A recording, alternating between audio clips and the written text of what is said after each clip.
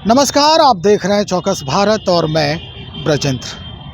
महाकुंभ जो प्रयागराज में अभी चल ही रहा है, क्या कुछ हो रहे हैं वहाँ पर, सुर्खियों में कौन सी खबर है, ये लगातार आप देख ही रहे होंगे।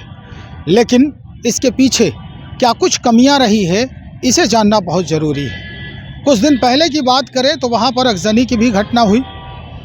कल रात में यानी मौनी अमावस्या के पहले एक रात जो अर्धरात्रि में लोग स्नान करने के फिराक में थे, कहा जा रहा है कि बैरिकेटिंग जो बना हुआ था उसको तोड़कर लोग उस तरफ चले गए और इसी वजह से ये भगदड़ हुआ है। कई लोगों की जानें चली गई। इस बाबत आज बातचीत करेंगे हम, और बात करने के लिए आज हमारा साथ देंगे डॉक्टर कमल देव नारायण शुक्ल जी, जो कांग्रेस के वरीय नेता हैं। डॉक्टर साहब, क्या लग रहा है ये कुंभ, महाकुंभ, हालांकि बहुत सारे इसमें तथ्य हैं। वहाँ के एक स्वामी जी हैं, यतीन्द्र नाथ स्वामी, हाँ, गिरी जी, वो कह रहे हैं कि इस तरह के भ्रम फैला करके इसको इवेंट बना दिया गया है। और बार बार उत्तर प्रदेश सरकार के द्वारा ये कहा जा रहा है कि 144 साल बाद ये कुंभ आएगा, लेकिन ऐसा कुछ होता नहीं है। 12 वर्षों के बाद चूँकि 4 जगह पर कुंभ लगता है, इसलिए उसका जो टाइमिंग आने में 144 साल लग जाता है। तो इस तरह के भ्रम फैलाने के पीछे क्या है? देखिए, शुरुआती दौर से ही दिखता है कि अभी जो यूपी में सरकार है या केंद्र में सरकार है, यह हमेशा धर्म को हथियार बना के इवेंट बनाने का काम करती है। और उसी का एक तरीका महाकुंभ भी है। इसके पहले भी कुंभ लगा है, महाकुंभ लगा है, हर 12 साल पर कुंभ आता है।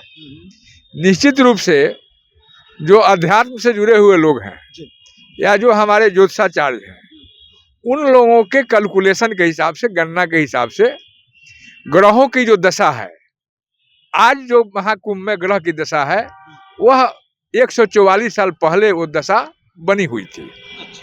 तो इसलिए भी महत्वपूर्ण है कि 144 साल के बाद ग्रहों की यह दशा आई है। लेकिन ये भी है कि आने वाले 44 साल में भी यह संभावना व्यक्त की जा रही है उन ज्योतिषाचार्यों के द्वारा कि 44 साल बाद जो कुंभ लगेगा उसमें भी लगभग यही ग्रह दशा रहेगी। तो यह देश आस्था का देश है और सभी को अपने धर्म पर आस्था है। लेकिन धर्म वहां कमजोर हो जाता है जहां धर्म का उपयोग इवेंट के रूप में किया जाए और उसका मार्केटिंग अपने निजी स्वार्थ के लिए किया जाए। और चाहे वो राम मंदिर निर्माण का मामला हो और चाहे महाकुंभ का मामला हो, पीठ थपथपाने के लिए जो भी सत्ता में रहने वाले लोग हैं वहां अपना पीठ थपथपा लें, लेकिन धर्म कहीं इजाजत नहीं देता है कि धर्म का उपयोग किसी राजनीति के लिए हो, अपने निजी राजनीतिक लाभ के लिए हो, और यह खुलेआम हो रहा है। अब तो एक संत है प्रेमानंद गिरी जी, उन्होंने खुलेआम कहा है कि साहब यह इवेंट हो गया है और धार्मिक महत्व को प्रचार प्रसार किया जा रहा है एक पर्टिकुलर पार्टी के लिए। यतीन्द्र नाथ गिरी जो हैं, स्वामी यतीन्द्र नाथ गिरी, उन्होंने भी कहा है कि भाई मकर संक्रांति का जो स्नान होता है वो साधु संतों के लिए महंगा पड़ गया है, कोई व्यवस्था नहीं थी। ये सिर्फ कहा जा रहा है, लोगों को इनविटेशन भेजा जा रहा है। यहाँ तो नरेंद्र मोदी जी जा रहे हैं, अमित शाह जी जा रहे हैं, किसी के स्नान करने पर, गोता लगाने पर किसी को कोई आपत्ति नहीं है। इसके पहले जवाहरलाल नेहरू जी भी गए हैं कुंभ में, श्रीमती इंदिरा गांधी जी भी गई हैं, प्रियंका गांधी जी भी 22 में कुंभ में गई थी। तो यह कहने का मतलब ही नहीं है, लेकिन कुंभ को कुंभ रहने दो भाई। धर्म के आस्था का उपयोग अपने राजनीतिक लाभ के लिए मत करो। सरकार का उसमें जो डाटा अभी आ रहा है विभिन्न मीडिया चैनलों द्वारा, उसमें 7,500 करोड़ खर्च करने की बात हो रही है। अच्छा। तो इतना करोड़ अगर खर्च करके बात हो रही है तो व्यवस्था क्या है? जितना प्रशासन है सब वीआईपी मूवमेंट में लग जा रहा है। रात जो घटना घटी है, मौनी अमावस्या एक पवित्र तिथि है महाकुंभ के लिए, और रात जो घटना घटी है उसका डाटा अभी तक यूपी सरकार ने क्यों नहीं रिलीज किया? ये कितने लोग हादसा में घायल हुए हैं और कितने लोगों की मृत्यु हुई है। जब तुम एक एक घंटा में स्नान करने वालों का डाटा गिन सकते हो और उसका डाटा तुम गोदी मीडिया को दे के प्रचार प्रसार करा सकते हो, तो मरने वाले और घायल लोगों को जहां तुम्हारी अकर्मण्यता दिखती है, तुम्हारी व्यवस्था का पोल खुल रहा है, उसका डाटा अभी तक क्यों नहीं आया? यह संदेह के घेरे में ले जा रहा है। एक ऋषि प्रेमानंद जी ने भी कहा है कि महाकुंभ को इवेंट बनाना दुर्भाग्यपूर्ण है, और एक ऋषि तो ऐसा भी कह दिए कि जोगी जोगी हो रहा है, वो अब जोगी कहाँ रहा। जोगी के शब्द को आप लोग कलंकित मत कीजिए, जो सरकार में है वो जोगी नहीं हो सकता है। जोग का वह क्रम नहीं है जो आज जोगी जी कर रहे हैं, तो या तो उस सरकार में ही रहे और न तो जोगी रहे, दोनों साथ एक साथ नहीं हो सकता है। और आप देखेंगे वहां की जो व्यवस्था है, क्यों भाई, यह किसी दल द्वारा आयोजित महाकुंभ तो नहीं है, यह हमारे धर्म शास्त्र में जो बना हुआ है प्रक्रिया और जो ग्रहों का दशा रहती है उसके हिसाब से निर्धारित एक तिथि है।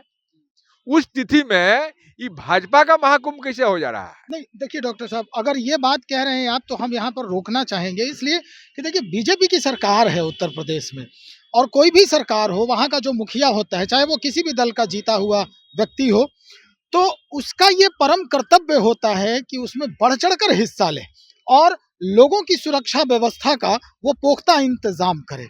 इससे मैं कहीं इनकार नहीं कर रहा हूँ, लेकिन आपने कहा लोगों की सुरक्षा, अगर लोगों की सुरक्षा थी और इंतजाम बेहतर था तो जितना खर्च का डाटा दिया जा रहा है उसके हिसाब से तो नहीं दिखता है। अगर दिखता तो रात जो हादसा हुआ है वो नहीं होता। ट्रेनों में भी बहुत, और देखे होंगे आप, कल दिल्ली जाने वाली जितनी भी ट्रेनें थी, लोग गेट तक लटक के गए हैं, और अगर उसमें से कोई गिर जाए तो इसकी जवाबदेही किसकी है? तुम प्रचार कर रहे हो कि इतना ट्रेन हमने खोल दिया, इतना स्पेशल ट्रेन चला रहा है, तुम्हारा स्पेशल ट्रेन कहाँ था? अगर तुम जानते हो कि मौनी अमावस्या के तिथि को धार्मिक दृष्टिकोण से काफी महत्वपूर्ण तिथि लोग मानता है और उस दिन करोड़ों लोग स्नान करेंगे, तो वैसी स्थिति में करोड़ों की व्यवस्था क्यों नहीं हुई? अगर यह नहीं हुई तो यह सरकार की कमी है। तो तुम अपने उपलब्धि की बात तो कह रहे हो, अपनी कमियों को भी गिनाओ। आगजनी वहां क्यों हो गई? और मैं आपसे ही जानना चाहता हूं कि जोगी जी ने कहा कि जितना खर्च हुआ उससे ज्यादा हमारे यहाँ इकोनॉमिक ग्रोथ हुआ है इस महाकुंभ के वजह से। तो यह जानी हुई बात है कि जो लोग महाकुंभ में प्रयाग जाएंगे वो निश्चित रूप से चाहेंगे कि बाबा विश्वनाथ का भी हम दर्शन करें। मतलब इसीलिए इतना विस्तार करके प्रचार प्रसार ठीक है, प्रचार प्रसार कीजिए, अच्छी बात है, और व्यवस्था भी होनी चाहिए, लेकिन सब धर्म के आयोजन के लिए व्यवस्था होनी चाहिए, क्योंकि सरकार जो है ट्रांसपेरेंसी बरते। लेकिन इससे रोजगार मिल जाएगा क्या? एक बात खड़गे जी ने कहा तो इसको बीजेपी और गोदी मीडिया इतना ट्विस्ट करके प्रचार करके एक इशू बनाया जिसका कोई कहने का जवाब नहीं है। खड़गे जी ने यही कहा कि गोता लगाने में, गंगा में स्नान करने में मुझे कोई आपत्ति नहीं है, यह होनी चाहिए, और कांग्रेस के नेताओं ने भी यह काम किया है। जवाहरलाल नेहरू प्रथम प्रधानमंत्री जी थे, उन्होंने भी जाके कुंभ में स्नान किया है। तो यह कुंभ का स्नान उस समय जो जवाहरलाल नेहरू जी किए, इतना प्रोपेगेंडा इवेंट तो नहीं बना। आज इवेंट क्यों बन रहा है? इसका तुम राजनीतिकरण कर रहे हो। जितना तुम उसके लिए उतावला हो, अगर देश में बेरोजगारी समाप्त करने के लिए उतावलापन हो, देश में महंगाई समाप्त करने के लिए उतावलापन हो, स्कूल की व्यवस्था ठीक करने के लिए उतावलापन हो, शिक्षा के स्वास्थ्य की व्यवस्था ठीक करने की बात हो, तो कल्याण हो सकता है। केवल गंगा स्नान करने से ही कल्याण होगा तो भाजपा का कल्याण हो सकता है?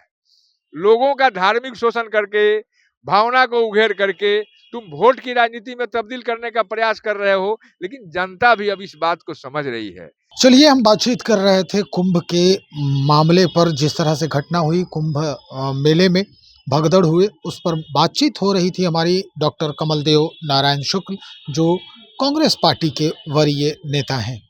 इनके अपने विचार थे, इनकी अपनी भावनाएं थी। इन्होंने यही कहा कि भाई गंगा स्नान करने से उतना किसी को फायदा नहीं होने वाला है जिस तरह का माहौल बन चूका है, क्योंकि अगर फायदा है तो ये भाजपा को फायदा हो सकता है, लेकिन इस भीड़ में, इस भगदड़ में और किसी को फायदा नहीं होना है।